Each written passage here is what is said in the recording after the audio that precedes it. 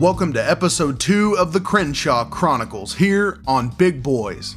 In this episode, I learned that Marina del Rey is not just a song, but a film festival. We also discover the power of AI and discuss vintage Cartoon Network shows. All that and more in this episode of Big Boys. Crenshaw Chronicles. Crenshaw Chronicles.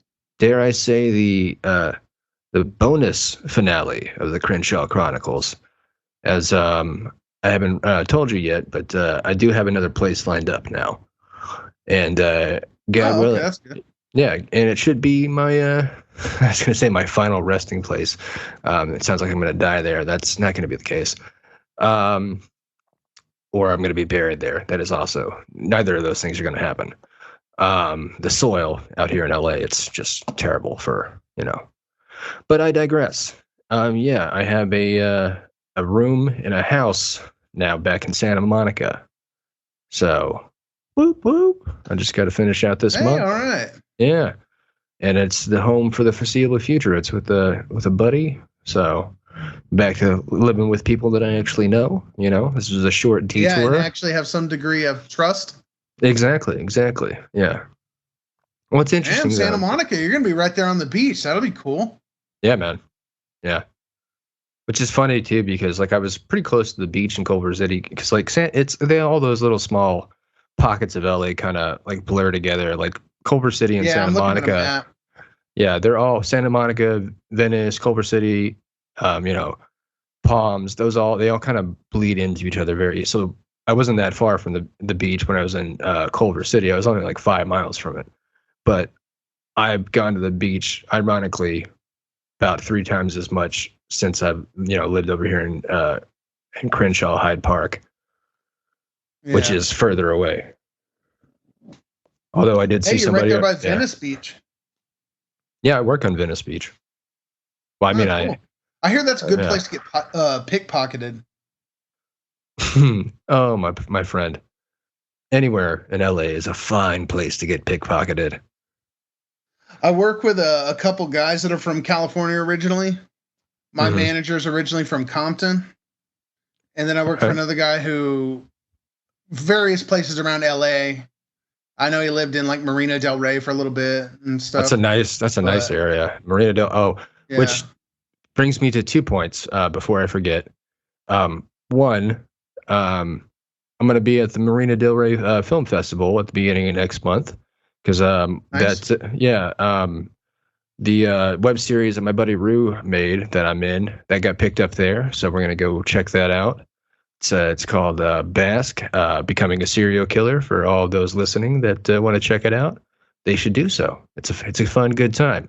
And secondly, in regards to our last episode, when we were repeatedly trying to figure out the correct pronunciation of the alternate name for the blood set, we were calling it Piru. It is in fact Pyru is the correct pronunciation. Pyru. Okay. Yeah. One of our listeners and my coworker heard the episode and corrected me on that. So we thank you, Arturo. Yes, we would not want to cause further disrespect. No, we will at some point in many facets of life, but we don't mean to do it. Let me rephrase. We don't want to knowingly cause there it is further disrespect. Yeah. Yes. We like to stay in a blissfully ignorant state of disrespecting you. Yeah. The main reason I would go to Marina del Rey if you're over there is because George Strait wrote a song called Marina del Rey. Oh, yeah? See, I always, my favorite LA country song now is actually, by Charlie Robinson, and he notes La Brea a lot, and just different little parts of LA, and kind of back where I'll be at. What is that one called? El Cerrito, the place. I love that song. Yeah, that's the one. Yeah. Of course, this was in the early 90s, late 80s when he made this song. So you know how great the restaurant business just sticks around. So I'm sure whatever place he's talking about is long been extinct, but it's man, I'd love to find this El Cerrito place out here. But the area he's talking about is actually over by by the Groundlings, like where I took some classes and stuff, and so like I was just listening to that song like probably fucking 90 times within that month. Like, it's here somewhere. I know it is. I've been looking for it. There's the guy Clayton. Sorry, yeah. I was just gonna make a punchline there of I've been looking for it, baby. I've been looking for it, baby, all night long. All night long, all night. Anyways, another country song you're about to mention? Yeah, Guy Clark wrote a song called "L.A. Freeway." I am nothing but just a walking punchline as like, or just a stereotype of a countryman, because I also like to listen to that in traffic on the LA freeway. I find that it makes me that zen's not the right word, because that's impossible to be whilst in LA traffic. But it's fun. Hey. Yeah. Well, I just figured something out. Cool. So if I So if this is connected to the Bluetooth on my earbuds, now if I remove the earbud, not only do I not have the echo of me in my ear, but I'm pretty sure this audio source of you is actually on time. There's not so much delay, so I won't constantly be interrupting. Wow. And to think it only took 6 months of us doing this to just for you to finally get the basic structure figured out. Yeah. What if I just changed headphones? Well, I just thought of that. I was like, wait a minute. I was like, if this is delayed, it's like I can visibly see that these are not like synced up. So what if I just connected to the other source? And it's like, caveman, find fire. Like, yeah. This is crazy. It's like I'm talking to a totally different person. We're actually like having a real-time conversation now. Yeah. Rather than just me trying to, kill the time and space in between where you're just like I'm reporting back to fucking NASA over there. Well, the problem with the delay would cause like you would start talking, but I wouldn't hear it for like a second or whatever the delay was. And so then I would start talking and then, believe you me, I know exactly. Yeah. Which is, it's ironic because yes, I know the delay is part of the issue, but let's be honest. You constantly interrupt me when I'm talking in person too. So that is, that also is a factor. Well, but, sometimes, when something, you have a thought, you just gotta, supersede the other person. And you just gotta be more important. It's like dust in the wind. If I don't seize it at that moment, and many times it's gone. And then I become dust in the wind, John. Yeah. And after all, we're all dust in the wind. Blue, you're my boy. Yeah. My boy, Blue. So what's new with you, dude? Not really much of anything. Our trivia league keeps getting delayed because the Dallas Stars are in the playoffs, which is cool. But they're delaying that because instead, I guess they're televising the Stars games with audio. So, what do you mean with audio? Well, you're at a bar, so usually they got the game on, but they don't have. Oh, okay, I got you. Yeah, it's like they always televise with audio. It's not like fucking. Let me be more specific. Yeah. The establishment is now broadcasting the audio, like in. Yeah. So, because usually then they got the jukebox playing or whatever, and the game's on TV. It's a bar, right. A bar and restaurant. But I track you now. Yeah. Yeah, but now that they're in the playoffs. It's like, oh, well, we're going to act like now this is more of the focus. Like we're televising the game. Yeah. That's basically how we did it at Humperdinck's, I think, like when the Rangers went to the World Series, I think I was working there. Yeah. And that was a huge deal and a clusterfuck. Oh, God. Oh, I'm getting PTSD just thinking about working in bars and restaurants again. Not for me, man. That's a line of work I'm kind of glad I never got into. Of course, then again, it seems like, at least on the serving side of it, don't get me wrong, comes with a lot of stress, but I think you can make like more money than you can in like retail. So you can, and I think it goes along, like it's just a tier below stripping. You know what I mean? And hear me out in the money regards of like you can make a lot of money in a short time frame, but the stress and the trauma that comes with it and the amount of time you need to recover from that. Like, I just remember just having my whole night ruined, knowing that I was going to be having to work the next day. Like, oh God. Yeah. I know I'm going to get this section, like the worst section, and this guy who always comes in who brings in expired coupons. We don't even accept coupons, but he's a regular, so they'll make up some bullshit, discount for him because he always has to find something wrong with it. And then, of course, this guy sucks up all your time so you can't really pay much attention to the other tables. And then therefore, and he doesn't tip that great to begin with, but everyone's got to get good customer service, and then I always just got the shit end of the stick, it felt like. But also, according to a Joe's Crab Shack employee test, apparently I don't have the attitude for it. You're not Joe's Crab Shack material. I am not Joe's Crab Shack material, according to Joe's Crab Shack. Yeah. Hey, fuck you and your chicken dance, Joe. Fuck you. Oh man. Oh, but that brings me to another thought I had there.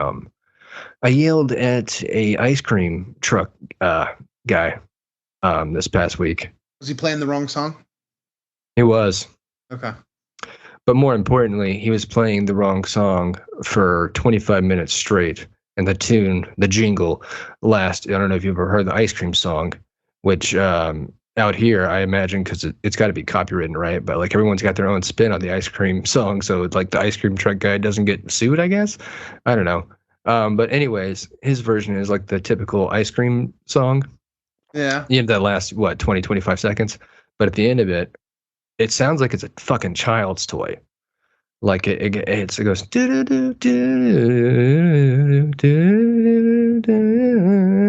that's that regular tune, but that ends with a dog bark and a child saying hello. So it goes, harf, harf, hello.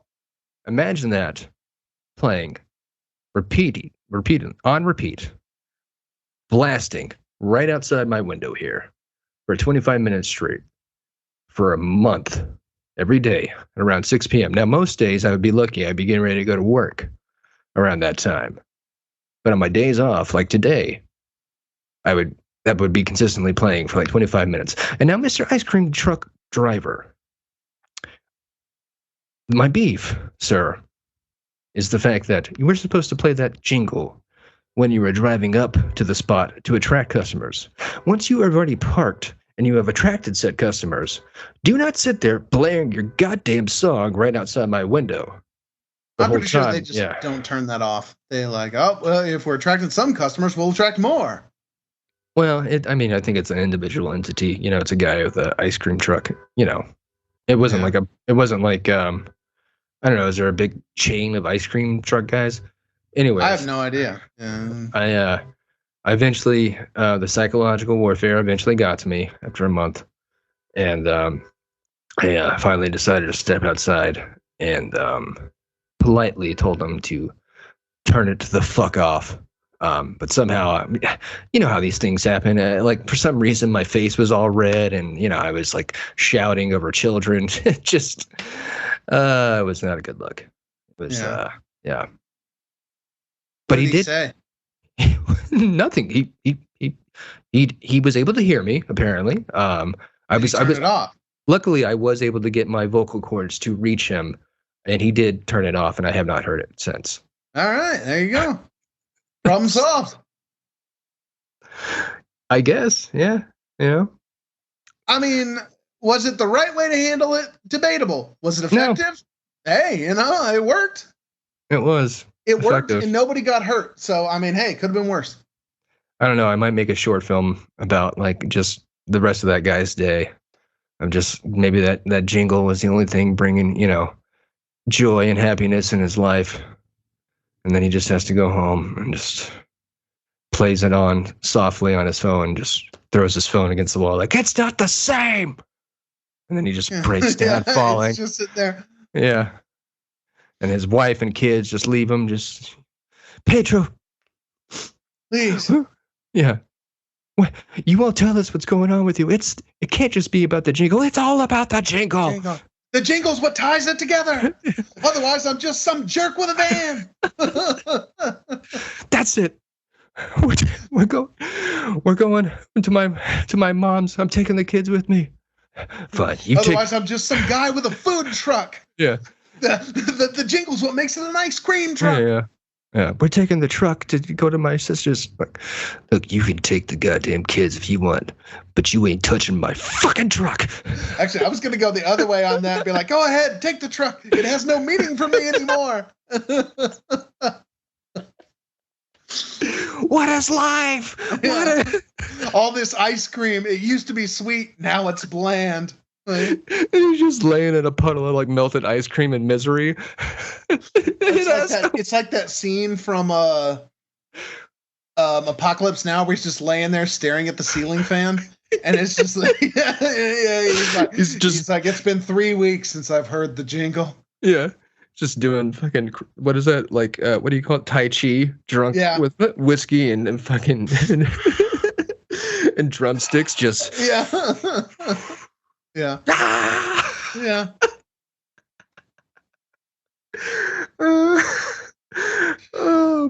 But seriously, fuck that guy. Oh yeah, I mean he's blasting the jingle outside your window. Come on, something had to be said. Oh fuck! Oh man, why do I have to incriminate myself?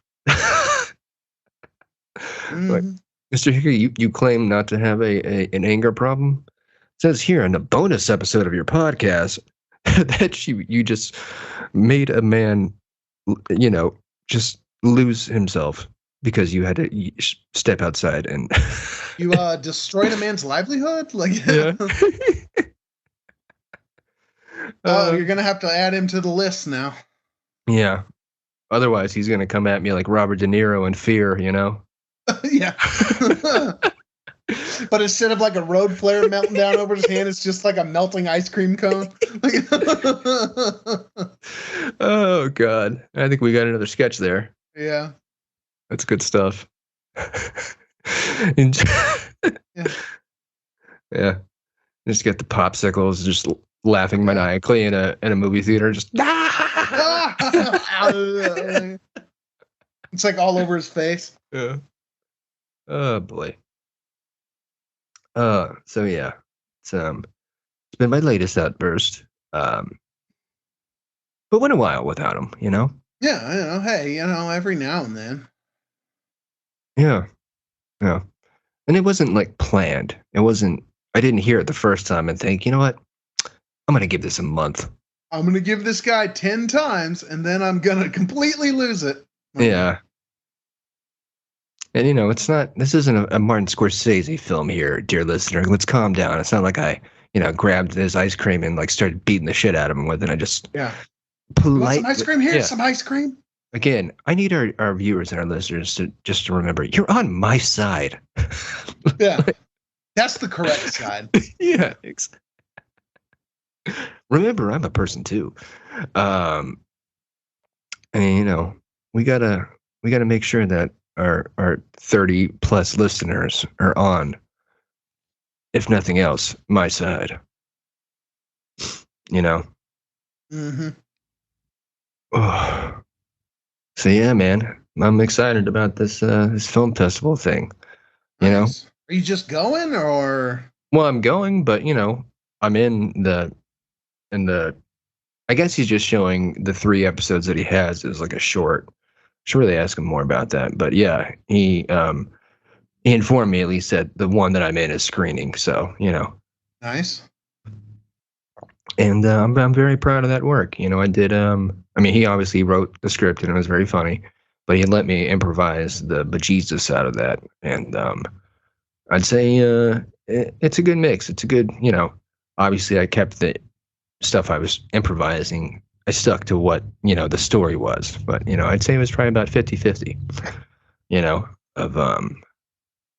anyways, I'm just proud of that. And I'm excited to hear and see people's reactions and then maybe see if we can get some network going. I got to imagine that it's because I've obviously never heard of it, but there's also like thousands upon thousands of like film festivals.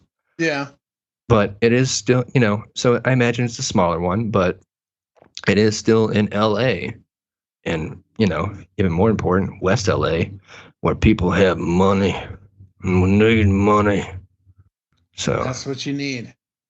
it's true, because, me and you, John Boy, we got the ideas for days. It's the funds that are lacking. But if we get somebody with the funds, okay. Yeah. There's Alcatraz Island. I was trying to find it on the map. I still just had the map of California up, and I was like, oh, yeah, Alcatraz is up here. Oh, okay. I thought maybe you were Googling Marina del Rey Film Festival, which seems more on point of what we're talking about rather than Alcatraz. Multitask. Okay, but since I just mentioned it, maybe we Google Marina del Rey Film Festival. We can always Please, watch. Dear listeners, do the same. Take this moment to Google Marina del Rey Film Festival. Yeah, you can always come back to who's it? Clint Eastwood is in Escape from Alcatraz. It is, yes. Yeah. Hear that's a delightful film. It is. It's good. Have you not seen it? I don't think I have. No. You should check it out. Yeah. Okay, 2023 Marina del Rey Film Festival will be held at the Cinemark 18 and XD, it says. Screening dates June 8th through the 14th. Okay. So we got like a whole week there. That's pretty good. That's a pretty extended amount of time for a film festival. That is pretty good. What different blocks do they have, like section off? Like are they showing feature films as well as short films, or like how many categories? We got a schedule. We also have a program. Let's take a look at the 2023 programs. It was to be announced soon, it says. Well, let's try the schedule. Yeah, let's see what we got there. Probably the same. Well, here's a couple random pictures. Screening click to view schedule, but there's nothing to click. So well, hopefully they'll have that up pretty soon, because I think it's at the beginning of June, if I'm not mistaken. Yeah, June 8th through the 14th. I don't know. Maybe they're trying to make the final choices or whatever, finalizations. Yeah, we're not judging Marina del Rey Film Festival. We're just happy to have old Bry Guy along for the ride. Just happy to be there. Oh, here we go. Submission. Oh, well, it's just about if you want to submit. Okay. Yeah, I knew that, buddy. Yeah. How do you think I got us in film festivals? You think I just, tripped and fell into meeting people that were like, hey, you should be in a film festival? No, I just thought maybe it would say like this year's submissions, or whatever. I see. No. I think that would obviously fall under the programming categories. Yeah. Yeah. Well, yeah, that doesn't seem to make sense. Why would they have why you wouldn't want to expose like all the people that submitted, because obviously not everyone that submits gets accepted. Yeah, and then it's these are all the people that submitted. Pieced together who didn't make it. I was gonna say, if that's the case, then like, man, I'm on the website for so many different film festivals, under submissions. Yeah. Dude, just put that on your resume. Leave out that part. Just be like, on the website for this film festival. I already do that with anything with Joel, or Kathy or whoever. Like when they get, well, now I think they got enough stuff under their belt now where we don't get as mentioned as much. But like, when Joel got, damn it, what is the name of the show?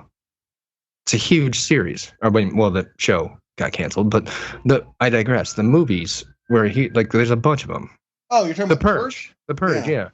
So once he got The Purge or whatever, he'd only on his IMDb had us and one other project. So, I if anybody asks, I can honestly say that, we've been mentioned in on Deadline Hollywood.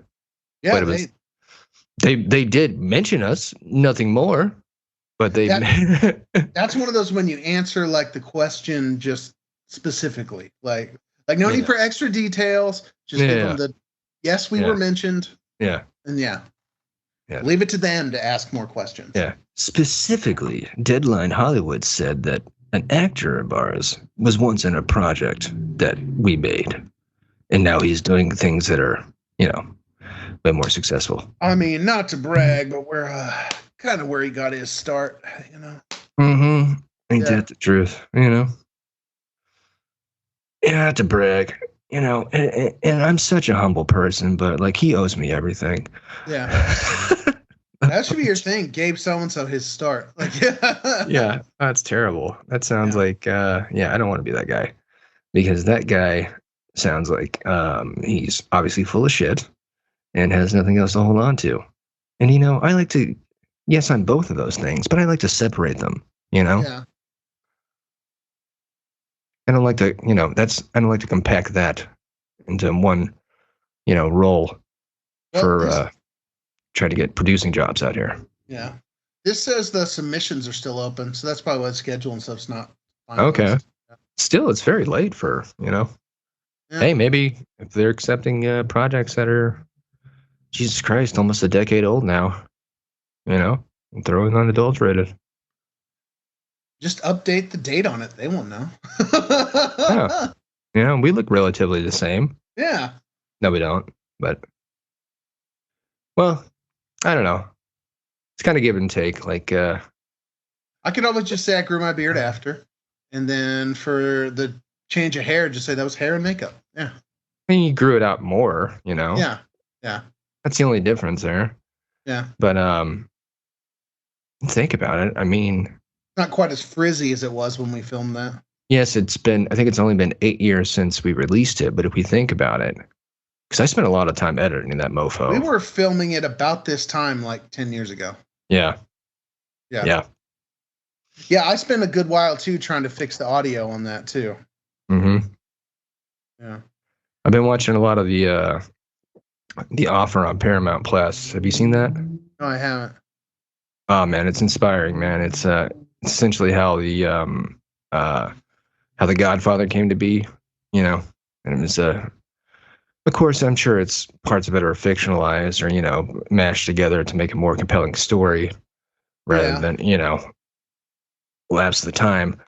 But yeah, it really inspired me to get back into trying to produce more stuff out here. And you know, I realized that I got once again, I don't have the pocketbook for it, but I have the brains for it. Like I started to, when I was watching that, I was like, oh yeah, I could totally get this other project, you know, that I tried to get produced back in Texas, like done out here. And, you know, I have more, I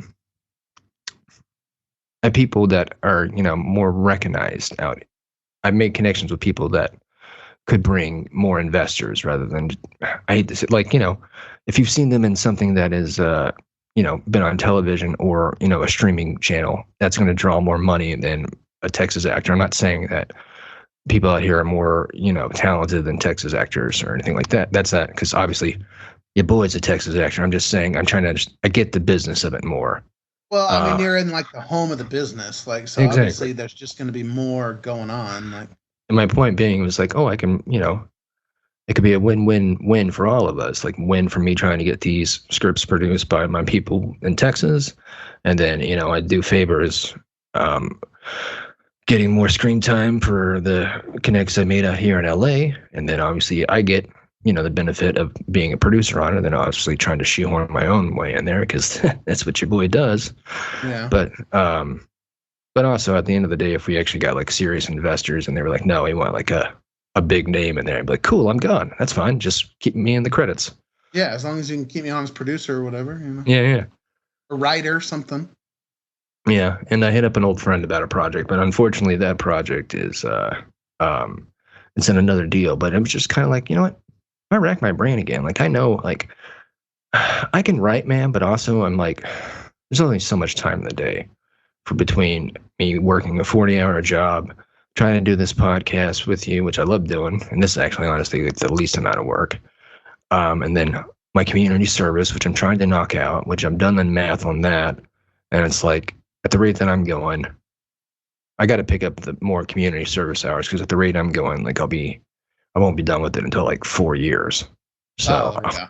I got to pick up more hours, which is a catch-22 because like the more time I spend there, the more it eats away my soul because it's just it's rough, man. It's rough to witness that stuff, you know, like because you know the more time you spend there, the more odd jobs you got to find for you, and then eventually you end up picking up the phone or taking down voice messages, and like I much rather deal with like crazy Looney Tune bullshit rather than heartbreaking having to go through messages of, people in dire need of help. And like, I don't have, you know what I mean? Like, all I got to do is just like, well, forward the message. Yeah. That's shit. It eats away at your soul. But anyways, that's a long-winded rant. The point being is that once I get, I'm trying to figure out how to allocate my time. And as of right now, writing is really hard for me to shoehorn in there. Like, I have ideas for stories I want to make, but either I need to find somebody who is like willing to sit behind the typewriter and then like, I'll give them, co-writer credit. Of course, I can't fucking pay anybody anything, but dude, use an AI like Chat GPT. I mean, I'm not saying you could have it write it for you, but to be honest, you could certainly like help it with writer's block, because like you can just feed it stuff and it'll spit out crap in seconds. Now, you're probably, especially if you want it to be good, you're probably then going to have to revise and edit and blah blah blah. But I would argue that you could basically use it as like a virtual assistant. Yeah, which I've actually thought about that, and I tried doing it like when the AI wasn't what it was. This is like back in 2017, and it was just garbage. But maybe I'll try it again, soon. And I don't know, man. To your point though, like I feel like as a writer, I've always been better at like punching up stuff or getting the story out there. But like the whole, the plague of the ADHD of just sitting and like, it just takes time, like to be a serious writer. Like you gotta have like just your day blocked off. Like no matter what, I'm going to sit here and I'm not going to get distracted with anything else. And I'm just going to do this. And I'm going to, sit here and like for X amount of time. And it's just like, that's a hard thing to do when I got, I'm already trying to juggle 7 different things and I'm only getting about 6 of them done, Yeah. And that takes, I mean, it's easy to say, like, I'm not going to get distracted, but, Yeah. Well, especially, like, again, it's, I work 40 hours a week or whatever, and then obviously the community service is a mandatory thing. Like, so when you knock out all the mandatory shit, it's just like, God damn, this is my only free day to really do something. And, like, here I am just trying to, like, nope, we got to work. We got to work the brain more, and just like, ugh. I mean, that's the difficult thing of trying to achieve anything, not just writing, but it's like there really is no rest. Like, and let's also face it, like I'm getting older. I still want to maintain like some semblance of a guy who can be in a movie or a television show. I want to get cast and stuff, and so I have to have some form of a jawline, which is it just gets harder to maintain as you get older. Like. I don't know. I'm back to working out regularly. I'm up to 250 push-ups a day. Damn, all right. Yeah, but I mean, that's also dispersed throughout the day. It's not like I'm just like, oh, got half an hour. Let me knock out these 250. That's basically what I'm doing while I'm watching The Offer. Is I'm doing push-ups, and then watching like 3 or 4 episodes of that. But still, though, I mean, that's still 250 in a day. I mean, that's quite a bit, Yeah, just getting the beef up, son. Oh, my back. Yep. That's the last I'm flexing for today. Oh, yeah. Well, that and then, working the manual labor job also kind of helps too. But my point being, it's just like, oh yeah, I'm gonna work a 40-hour job. I'm gonna do, try to get 16 hours of community service done, which is wishful thinking, a month. And then, I'm going to audition for, on average, I'm getting about 3 or 4 auditions a week. I'm going to knock those out, and I got to edit those myself too, because everything's self-tape right now. And I'm going to try to do a weekly podcast with my buddy, keep that as a serious thing going. Yeah. And then, exercise. And then in between that, I guess I'll find time to write a riveting, television show or short film or like web series. Like, Jesus, that is, whew. That's a lot. Yeah. Yeah. Well, because I also want to do and I don't know how long it will take me to do or if I can even do it, to be honest. But like my character in this web series, I want to write a spinoff for that character. And I talked to Rue about it already and he's cool with it. And I again, my producer brain of like, I want to talk to some old alumni, and because they know some people that know some people for this. I want to get the rights to this song that I really enjoy. I'm not going to say what it is right now because I need to have that conversation first. But if I can get the rights to that song, I think it would be awesome. It would really like make the character. I'll tell you more about it when we're not recording, but yeah, so that's like, I don't know, maybe I'll team up with Rue or somebody who's more disciplined in writing. I'd love to get Raymond on something like this, but like he's busy being a real life producer. So Well, that's good. yeah. How's he doing now? I haven't seen him. I guess he's still working from the sound of it. Yeah. I mean, he's still freelancing as far as I can tell. I haven't really talked to him since before I made my plea deal, and I was trying to get like an idea for a show kind of based off of loosely. It was based off of my life, kind of, but more of like in the theme of like something like Barry. You know what I mean? Yeah. But it would be I need like, to watch the new season. oh, it's so good, dude. I'm keeping up with it. It's fantastic. But like like Barry meets Traffic. Okay, that's interesting. Yeah, I thought so. Yeah. But again, it's just like I don't have like, I want to write. I don't want to just churn something out, which I know you got to do for a first draft. But it's just like, he gave me some great notes because we talked for a few hours that month. Which, honestly, the guy's just a good dude. Like he knew, like I think he knew it was just like I needed somebody to talk to, and he just heard me out. And they're like, oh yeah, no, that could work for this. And we had like a really cool idea for this character and stuff. And then like he sent me a bullet point in the notes out, and I'm just like, cool, time to get to work. And nothing came out. Dude, the AI, man, maybe it could maybe at least help you get started. I'm not saying just yeah, you know what? I'll tell you use that and just pass it off entirely as your own, but it could certainly help. I'm not gonna give the AI credit. Fuck that. He's stealing from somebody else too. But that actually, I'm glad we're talking about this because that's what I can do, right? I feed the notes that he sent me. All I gotta do is cut. All I have to do is obviously pay for ChatGPT, which is not cheap. That's another issue. But if I pay for it, I have it. As far as I know, you don't have to do a trial with them or a monthly thing. I think you could just buy the program. I think so. Yeah. So if I'm able to do that, if I could afford that at some point, I just take the bullet points he wrote out for me, feed that in the ChatGPT, and then I just kind of I do a pass over the script that it farts out for me. And then I'll have a first draft, hopefully. I don't know. This is wishful thinking. I just want to. Hey, it's worth thinking about, Yeah. Well, you know what it is, dude? It's like, for me, like I get stagnant pretty easily. And now that I have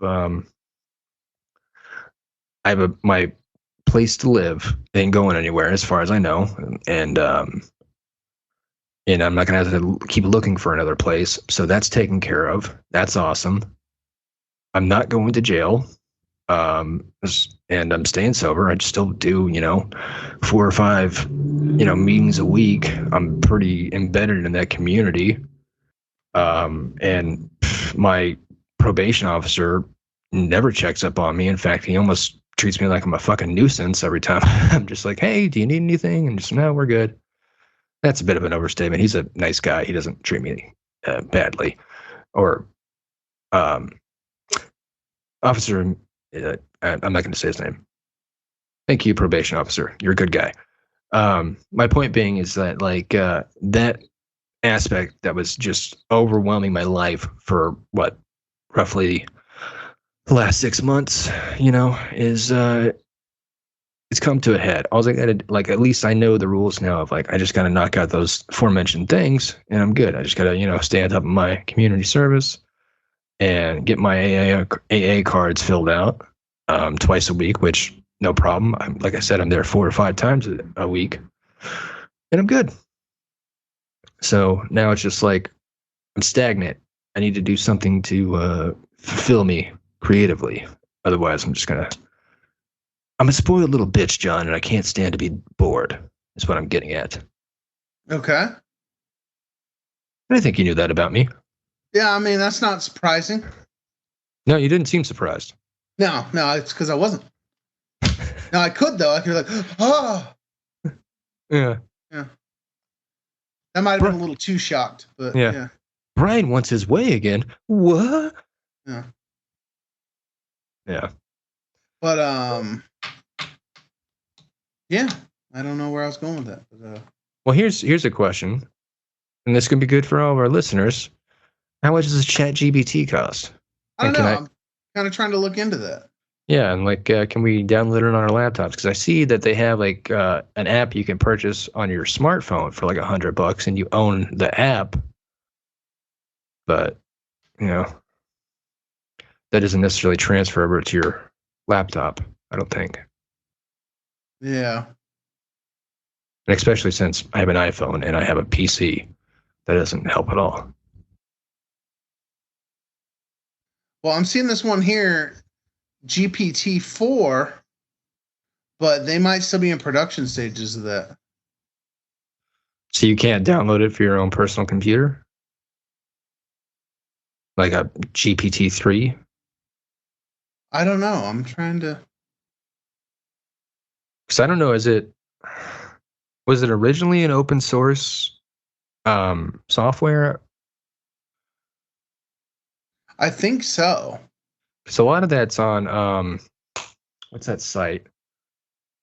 Where you can but I could hardly ever barely understand those things. I had to like read the instructions like 7 times to get it to go. Like the last time this is like 2017, like I tried doing it and I barely got it to work, and it was just like long story short is actually it didn't work. I fed in something and it just sped out code that I can never decipher. So yeah, I mean, it's come a long way just like since then, which is insane. That was what, like 6 years ago? Yeah. And it's come a long way. Yeah. Because I know we were messing with it at work. A guy had it on his phone, and it would do stuff like he had the store's safety plan or whatever, and it was like, hey, summarize this safety plan in the style of William Shakespeare. And you put that in, and then in like 10 seconds, it just spits it out, pretty much just like that. Or you could say like, craft a story based on this, and it'll do that. Like, that's pretty nuts, man. Yeah, just the crazy stuff that it'll do. Can we get like a? Do you remember anything it sped out for the William Shakespeare? Because that actually sounds pretty insane. Not off the top of my head, no. Yeah. Fair enough. Yeah, man, I'll definitely look into that then for sure. I would advise you do the same for some of these sketches we've come up with. I wish this had been around and I knew about it when I was wanting to do Sleigh Ride. I mean, that's already now, like, I basically sat on that too long, and now they came out with Violent Night. Dude, actually, that story has been done like 3 times since you came up with it. Like, Mel Gibson did a version of it. None of them were quite there. Violent Night is the closest one. The others were a little bit different. Now, there was the one with, what's its name? The former wrestler that had a similar title, but the plot was very different. It was called, I think, Santa's Sleigh. Who's the wrestler? Goldberg. Oh, would have been better with Stone Cold. Yeah. Goldberg as an actor, I don't know, man. Like, maybe it's because they have such a similar look and like body, and obviously they're both shaved head guys. Like, it's just anytime I see him, it's like, I wish this was Stone Cold. It's not necessarily saying that Goldberg is uncharismatic. It's just like Stone Cold's my guy when it comes to buff, bald, white guys. And that's the bottom line. Yeah, and that's the bottom line. Yeah. On Dancer, on Quaaludes, or whatever the rest of your name is. Get going. That's the bottom line. And he's just like smashing beer cans on him. See, now this one, Fat Man, but Mel Gibson, 8 inches just another step closer. Mm-hmm. But then when Violent Night did it, that was like very similar to the stuff Yeah. I had talked about with like Santa fighting organized crime or whatever. Yeah, that was and when I saw that I was like, yeah, this is John's story. Yeah, and then also like with the one-liners, and it makes me mad because their one-liners were more clever. When he was like, "It's time for season's beatings," I was like, "God, why didn't I think of that?" Like, damn it! I only had what? You were sitting on that for what? 15 years? Well, like 10, but still, like, yeah. Oh shit, my light went out. Yeah, and it's like, how did I never think of that? Best one I came up with was Santa because I kind of wanted to pay homage to like the 80s and 90s action films. And so I wanted Santa to like punch a guy so hard, like a la the first Terminator, where he actually like kills him and like disembowels him, and he would say, "Deck the halls with bowels of holly." And yeah. Touche, my man. Yeah. That would have been good. That would have been damn good. Yeah. Oh man. Well, my fucking ring light just went out. I hope I didn't just burn out the bulb. Oh well. Yeah, dude. Well, give it another 5 years. Just sit on it, and somebody be ready for another, Santa kicking ass film. Or hell, next year. Who knows? The problem is now anything I do, it's always just going to be, oh, he's ripping off Violent Night. Like, no, I don't think so. Because, like I said, I think they worked their way up to Violent Night. I think people are still aware of those other films. And I'm sure there's definitely been other sketches, too, of like a bad Santa or, bad Santa. But you got to think, this is the only one to get a major theatrical release. The others were like independent, smaller release, I'll tell you what. We're just we'll chat GPT your movie idea and then pitch it to David Harbour for, his for a sequel. For a sequel, yeah. I guess mine could always be the sequel. Yeah. Yeah. What would you call it? I don't know. Well, now that would probably just be the subtitle. Violent Night 2, Sleigh Ride, but S-L-A-Y. Yeah. Yeah. Yeah. And it's just you or Santa going there with a machete. Yeah.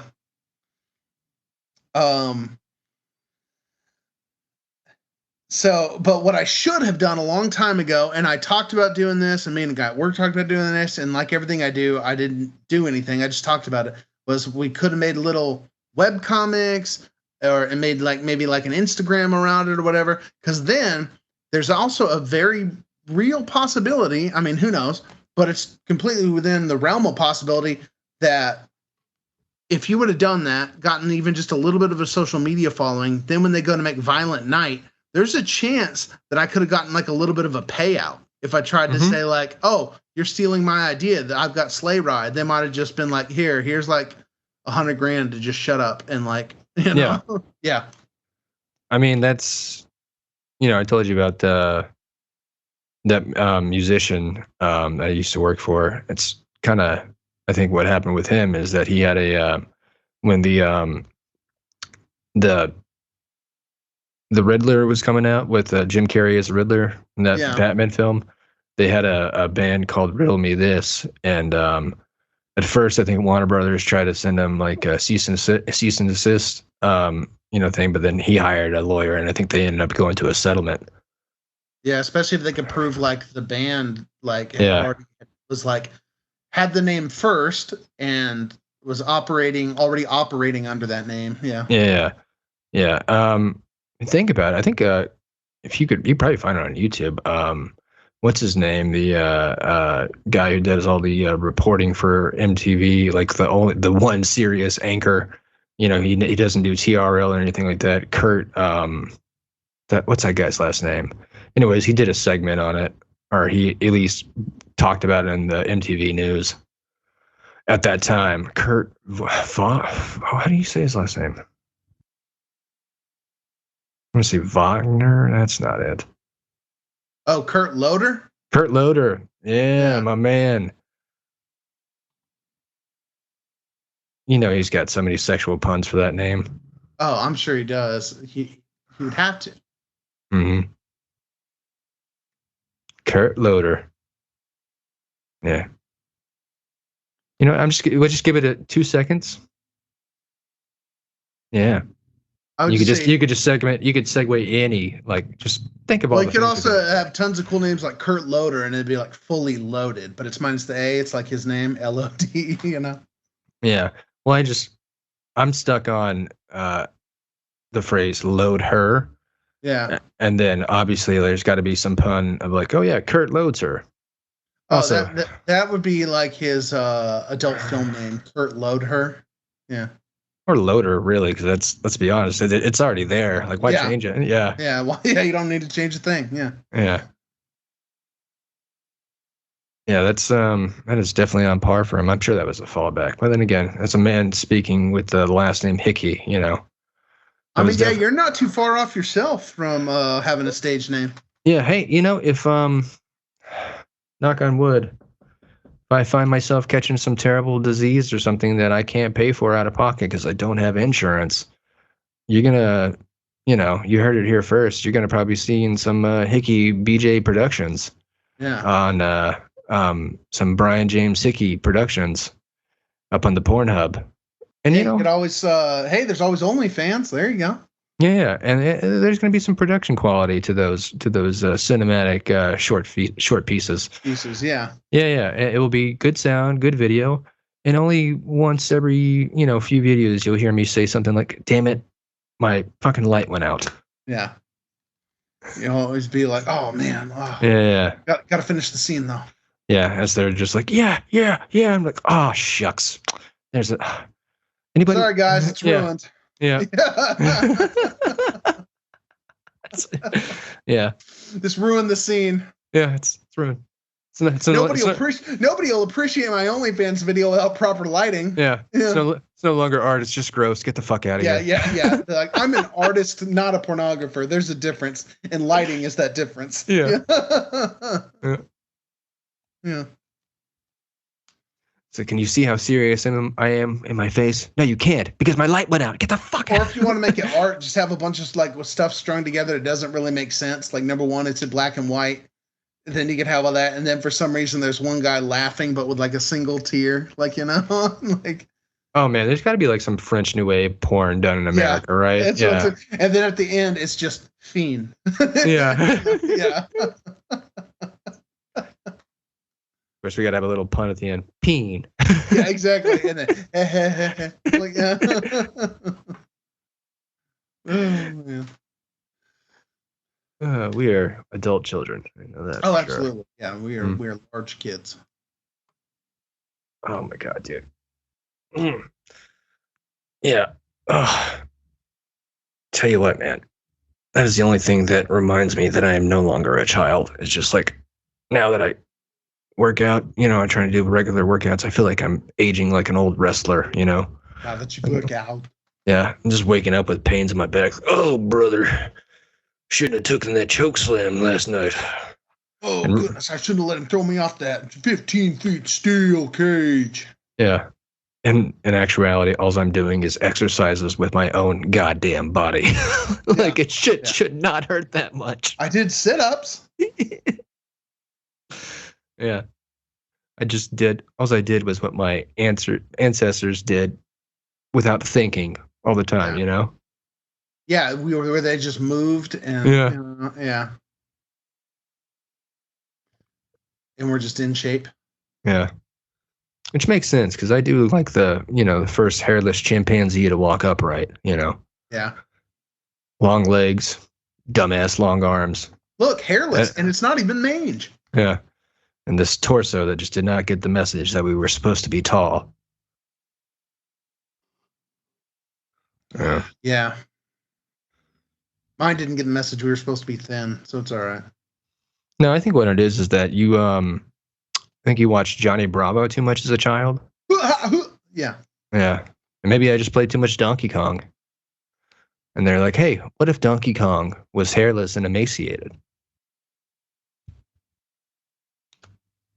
Well, speaking of which, there was one episode where Johnny Bravo did get fat. He was like obsessed with eating these certain chicken wings or whatever they were. Oh man, that sounds like Johnny Depresso. Well, at the end, of course, I think he goes to get in shape, if I remember the episode, and he gets this certain like workout machine, and it ends up like shaping his abs, and they were shaped like Mount Rushmore or whatever. That's pretty clever. I like that. Yeah. That shaped like Mount Rushmore. I gotta look it up. I gotta remember what it was. The Man with the Golden Gut. Yeah, season 2. Ah, the page. Yeah, it says. Yeah, the Abdominizer 9,000 workout machine. Dude, somebody somewhere, I don't remember who or if I'd heard it on something, but I heard that he's only supposed to be 16 years old in that show. You believe that? Really? Yeah. Huh. That doesn't really. I mean, I guess I don't know. What do we know as kids? Right? Yeah. And I mean, I guess it does kind of make sense. Like he's always with his mom or whatever. But I thought he was supposed to be kind of like a take on. Yeah. Like just a take on I was gonna say Staten Island guy or Jersey Shore guy living with his ma. Yeah, but I don't know. It doesn't really say here anything about like his age. But I mean, I figured he was supposed to be like just a young adult male, but Right. I don't know. I just thought that struck me as odd, but yeah. There's been weirder things in cartoons, so.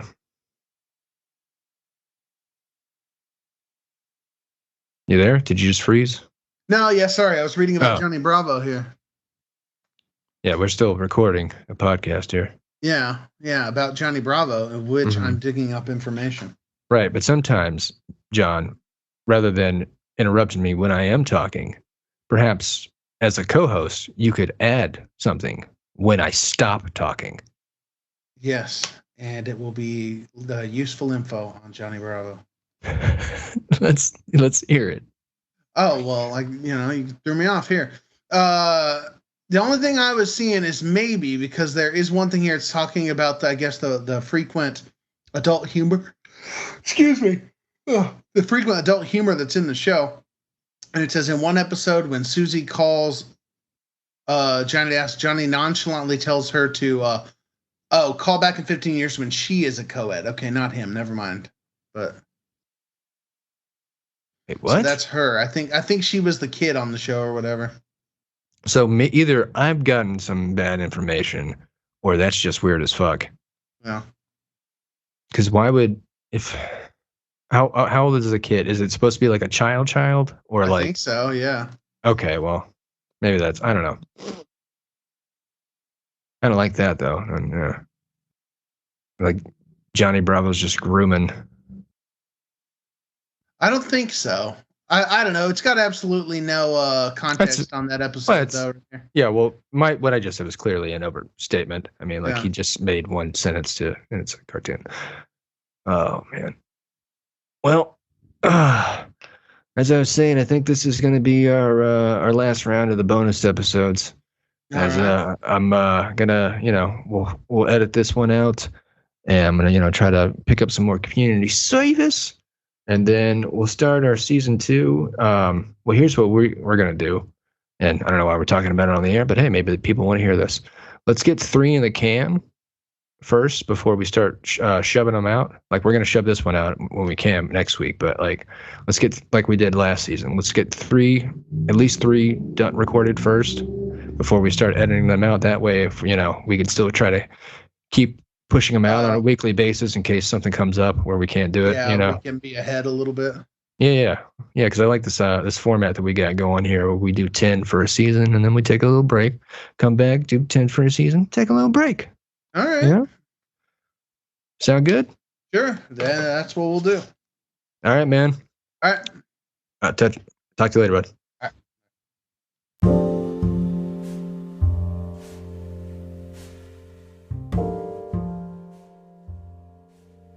Well,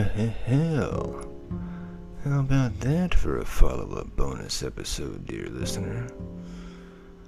It seems we have made some changes in the last month, and it seems one of those changes is not me referring to myself in the third person.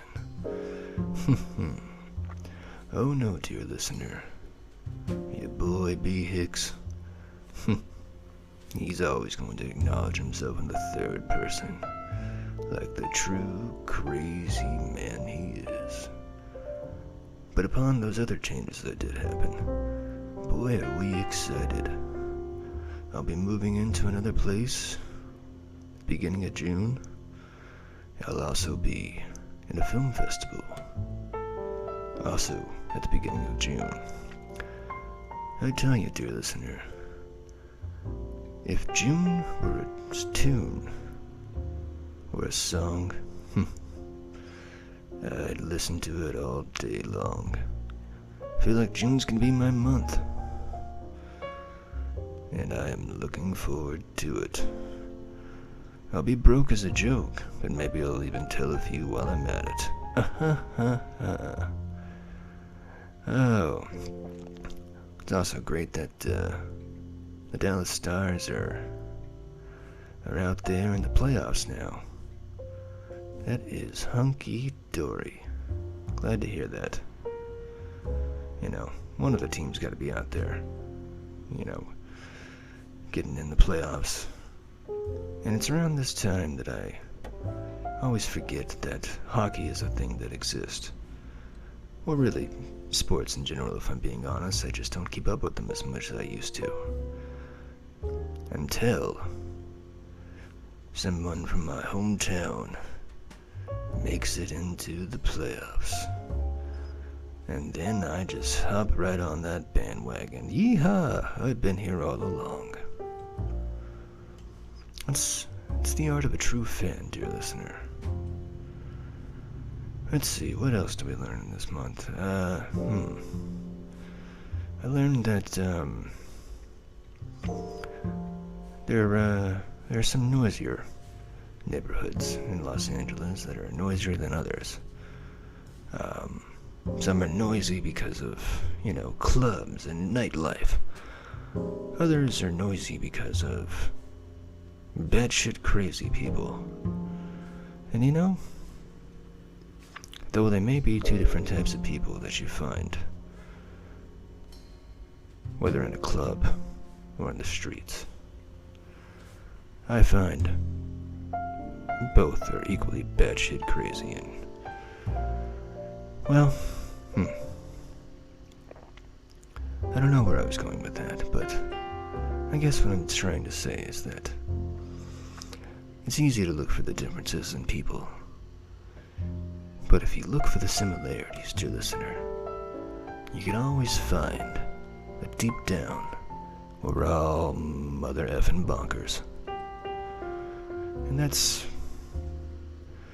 something you can take away. Something you can just marinate on for a while. Anytime you're asking yourself, by George, am I losing my Willy Wonkers? Am I going nutso? Perhaps. But perhaps the rest of the world is following suit. And that's okay. I.e., you'll be okay. Because we're all just a bunch of crazy kooks in this mixed up world.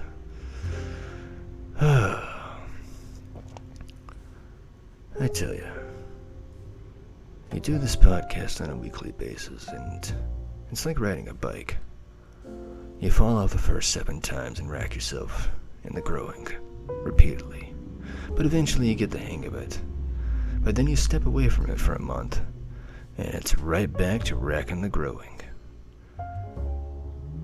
So, though I will be taking a break here, for a short bit, we will, as I mentioned at the end of this episode, be getting back to pocketing first 3 episodes in the can to have ready for you fine folks for season 2. And I am looking forward to it. Oh dear God, there's the ice cream truck. Alright, that's gonna do it for this wrap up. I've got to go murder myself an ice cream man. And in closing, as always, I'd like to say, Como se llama hermana? Lo siento. Pala.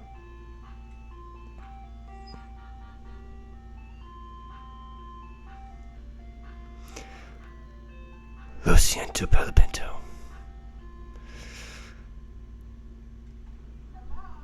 Goodbye. Big Boys is a podcast produced by Not So Funny or Proud Productions. The team consists of co-hosts, co-producers, and co-editors Brian Hickey and John Sorrells, better known as John the Great. For more information about the duo or this show, please visit us at bigboyspodspot.com. Or feel free to take a gander at our production page, notsofunnyorproud.com. Look us up on social media and follow us at Big Boys Pod Spot. New episodes drop every Thursday on every popular podcast hosting platform known to man.